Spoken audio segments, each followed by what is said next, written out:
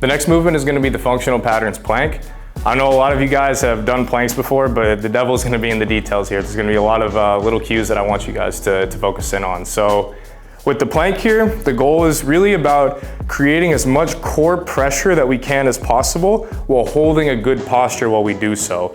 So the key things that we're gonna emphasize are gonna be with our scapula, we're gonna be, again, similar to the prior exercise, pushing ourselves away from the ground, keeping the shoulder in a protracted state. A lot of times in planks, folks fall into these high positions of scapular retraction. That's exactly what we want to avoid.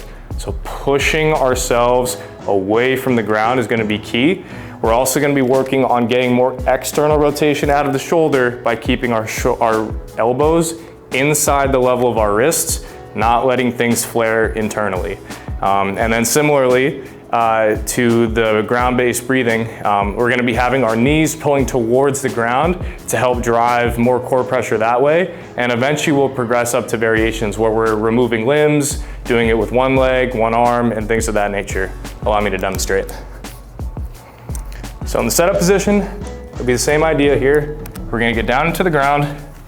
And remember, elbows inside the level of the wrists, and then pushing away from the ground with our scapula. This time we don't have to hold quite as much anterior tilt because our legs are a little bit further out, but you want a pelvis in a relatively neutral position.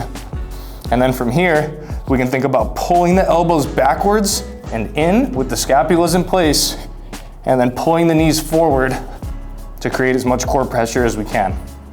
And eventually, we'll progress up to variations, removing limbs, removing arms, and removing both at the same time.